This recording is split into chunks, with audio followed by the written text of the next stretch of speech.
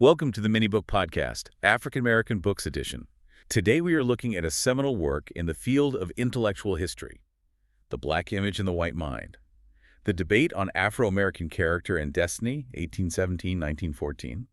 The author is the distinguished historian George M. Frederickson. We thank you for listening, and please consider subscribing for future content.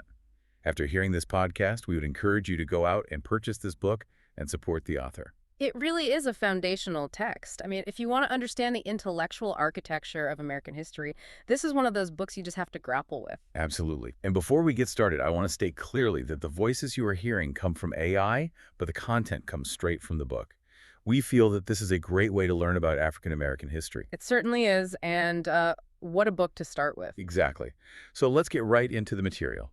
When I first picked this book up, The Black Image and the White Mind, I have to admit, I kind of had to reset my expectations. Oh, how so? Well, usually, when you pick up a history book about this era, you expect to read about what Black people were doing, their resistance, their culture, their survival. Sure. But Frederickson, he just flips the camera entirely. He isn't looking at Black people at all. He's looking at white people looking at Black people. That is the critical distinction to make right at the top.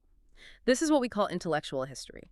Frederickson isn't chronicling battles or election returns. He's tracing the history of an idea.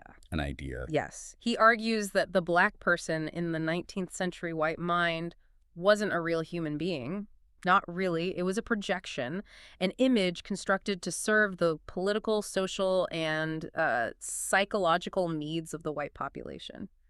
And that brings us to his central thesis. Right out of the gate, he makes this really big point of separating prejudice from ideology. I think most of us, in casual conversation, we use those words interchangeably. But he says they're very different. It's a vital difference if you want to get a handle on this era. Prejudice is messy. It's emotional. It's visceral. It's just a gut reaction of, I don't like those people. A gut feeling. Right. But ideology is a system. It's conscious. It's reflective. You have to sit down and build an ideology. It requires a kind of logic, even if that logic is completely flawed. So prejudice is a gut feeling. Ideology is a dissertation. In a way, yes. And Frederickson's point is that in the early 19th century, particularly in the South, simple prejudice just stopped being enough. Oh. Because the abolitionist movement in the North started getting louder, more organized, and Southerners couldn't just shrug and say, well, we have slaves because we like it, or it's our tradition. Right, that doesn't really work in a national debate. It doesn't. They needed a defense, a real defense. They had to turn their prejudice into this sophisticated worldview that made slavery seem not just convenient, but morally right. Necessary, even. It's just chilling to think about inventing a moral framework specifically to justify owning people. And the book points out that the South didn't just have one story. They had two distinct defenses, and they kind of contradict each other, don't they? They absolutely do, which really shows you how desperate the scramble for justification was. On one hand, you had the paternalist view. Okay. This is the image of the, let's call it soft racism. It framed the enslaved person as a perpetual child. This is the myth we see in old movies, like Gone with the Wind. The benevolent master taking care of his single-minded servants who supposedly can't survive on their own. Exactly. It cast the slave owner as a father figure.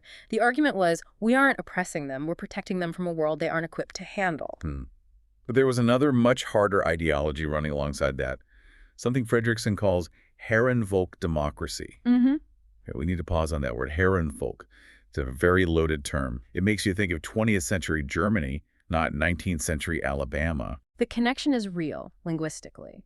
It translates from German as master race. Wow. In the context of the American South, Herrenvolk democracy was the belief that all white men were equal rich, poor, planter, peasant, specifically because they all belonged to the ruling race. So the presence of an enslaved Black population acted as a sort of social floor for all of white society. A floor and a unifier. There's this telling argument in the book from Thomas R. Cobb, a huge legal defender of slavery. He basically said that in Europe, the poor hate the rich. Sure, class conflict. Right. But in the South, he argued, the poorest white man is the equal of the richest because neither of them is a slave. That explains so much. It explains why a poor white farmer who owned no slaves and was actually hurt economically by the plantation system would still fight and die for the Confederacy. The system gave him status. It weaponized race to prevent class warfare among whites. It was the cornerstone, as they called it, of their social peace. Take away slavery and suddenly the poor white man is just poor. But with slavery, he's a member of the ruling class. But they didn't stop there with just philosophy. They wanted hard proof. This is where the book gets into some really bizarre territory, the science of the 1840s and 50s. The American School of Ethnology. It sounds very official, doesn't it? It does. But it was essentially science working backward from a conclusion they already had. You had men like Samuel George Morton, a physician who famously collected hundreds of human skulls. The skulls, yes. And he would fill them with lead shot or seeds to measure the cranial capacity. And I'm guessing the results conveniently aligned with the social hierarchy of the time. Of course. He claimed Caucasian skulls were the largest and Ethiopian skulls, as they called them, were the smallest. He used this data to argue that intelligence was biological and fixed. But then you had Josiah Nott, who took this to an extreme with polygenesis. Okay, there's another one, polygenesis. Can we break that down? Sure. So poly means many and genesis means origin. Polygenesis was the theory that black people and white people were actually created as separate species. Separate species. Yes, that they had no common ancestor. But wait a minute. The South was incredibly religious. The Bible Belt. If you say people have different origins, aren't you throwing out the book of Genesis? Adam and Eve. You've just hit on the massive contradiction that Fredrickson highlights. Polygenesis was scientifically useful because it completely dehumanized black people. I mean, if they aren't from Adam, they aren't your spiritual brothers. Right. But it was theologically heretical. It directly claimed the Bible was wrong about the unity of mankind. So how did they square that circle? How do you argue for slavery using the Bible and using a science that disproves the Bible? Awkwardly. Very awkwardly. You saw the strange dance where Southern leaders would use the findings of polygenesis in Washington to argue politics. Look, science proves they're different animals. Exactly, but then they would hush it up in church on Sunday. It just proves the goal wasn't truth, not scientific or religious. The goal was maintaining power. If science fits, use it. If the Bible fits, use that. Whatever tool is nearest to hand. Now, it's easy to look at the South and see the mechanism. But Fredrickson warns us not to let the North off the hook. That's a crucial part of the book. We have this simplified view. South is racist, North is anti-racist. But Fredrickson explores romantic racialism, which was the dominant view among Northern anti-slavery activists. Romantic racialism. It sounds gentler, but I'm guessing it's still a trap. It is a trap. The romantic racialists didn't see black people as beasts or property. Instead, they projected this image of the black person as naturally Christian, docile, emotional, almost feminine in their virtues. So they stereotype them as good, but still a stereotype. Correct. They contrasted this with the Anglo-Saxon, who they saw as aggressive, masculine, intellectual. The African was seen as the perfect Christian because they were presumed to be naturally submissive. This has to be where Uncle Tom's Cabin comes in. It's the perfect artifact of this thinking. Fredrickson analyzes Harriet Beecher Stowe's novel in exactly this light. Uncle Tom is the hero of the book, but why is he the hero? Not because he's leading a rebellion. No. Not because he's a brilliant strategist. He's the hero because he accepts suffering with Christ-like patience. He is the ultimate romantic racialist symbol. So even the people fighting to end slavery were essentially saying, we should free them, not because they are our equals, but because they're these gentle, childlike souls who are better Christians than we are. It denied them the full range of human complexity. It put them in a box, a nice box maybe, but a box that implied they weren't really cut out for leadership or voting or the hard world of governance. It was laying the groundwork for a whole different kind of exclusion. Which brings us to the Civil War itself.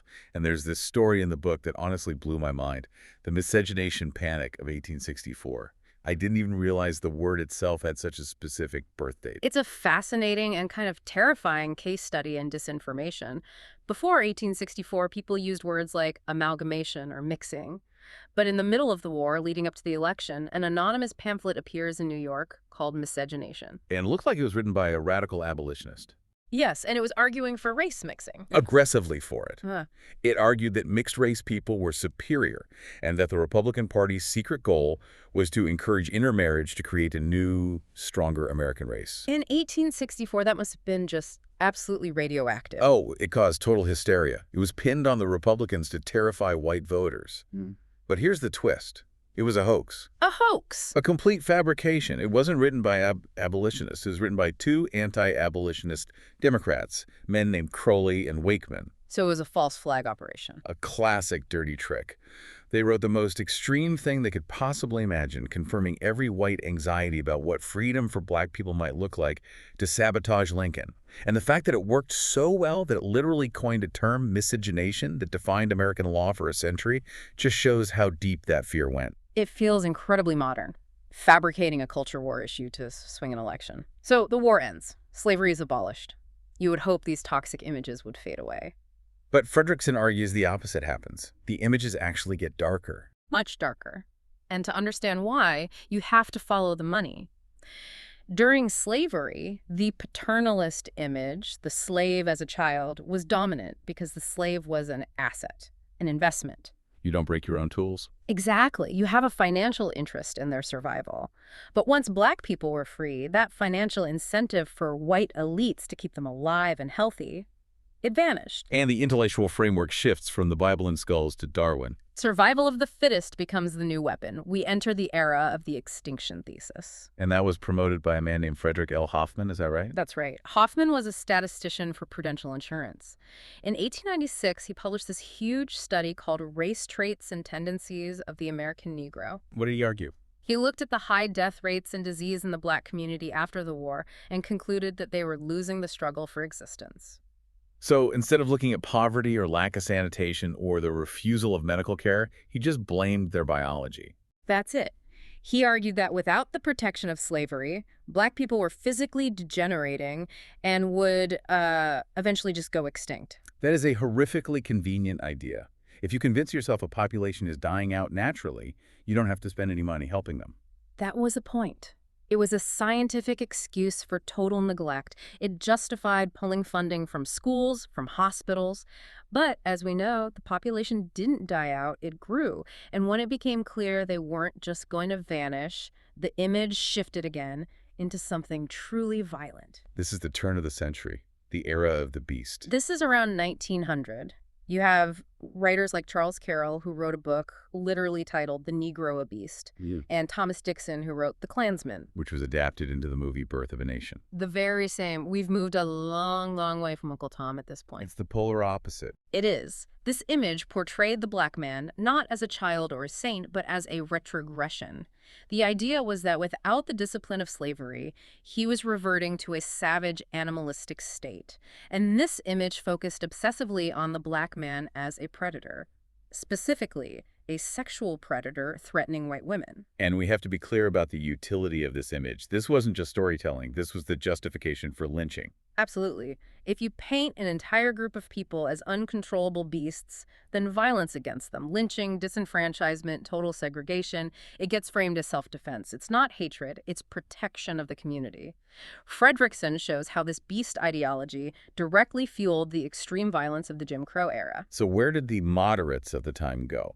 The people who maybe didn't want to lynch anyone, but also didn't want equality. That's the accommodationist era, which is typified by the white response to someone like Booker T. Washington. The white moderates basically said, okay, we won't treat them like beasts, but we absolutely will not treat them as equals. So they settled on separate but equal. The Great Compromise, exactly. They rejected the beast theory to keep the peace, but they insisted on rigid social separation. It was a way to stabilize society without ever challenging white supremacy. When you step back and look at this whole timeline Fredrickson lays out, the child, the beast, the romantic saint, he seems to be saying none of these things were ever really about black people. That is the profound and frankly disturbing insight of the book. These images were mirrors. They were projections of what white people needed at that moment. Wow. When they needed to feel benevolent, they created the child. When they needed to justify extreme violence, they created the beast. When they needed to feel superior in their own civility, they created the romantic simpleton. The black image was just a screen for the white mind's internal drama. Precisely. And Fredrickson concludes that these biological lies, these claims that science proved inferiority, they didn't really start to crack until the mid-20th century with the rise of what he calls liberal environmentalism. The idea that our environment shapes us, not just our genes. Exactly. And even then, as we've seen, these images have a long half-life. They stick around in the culture long after the science that spawned them is dead and buried. They do. They become cultural habits. We stop thinking about where they came from, but we still act on them. Mm. This book is a heavy read, but it feels so necessary. It forces you to question not just history, but the present. It makes you wonder, what images are we constructing right now? What convenient lies are we telling ourselves about other groups because it makes our own lives easier? That is the question to leave our listeners with, I think. We are not immune to the forces that shaped the 19th century mind. We just have different tools now. A sobering thought. We thank you for listening to this edition of the Mini Book Podcast, African American Books Edition. Please subscribe and tell others about this podcast. And we also ask you to suggest in the comments books that you would like to hear in future episodes. We really do love getting those recommendations. Absolutely. Thank you for subscribing and listening. Go out, buy George M. Fredrickson's The Black Image in the White Mind, and support the author. Until next time.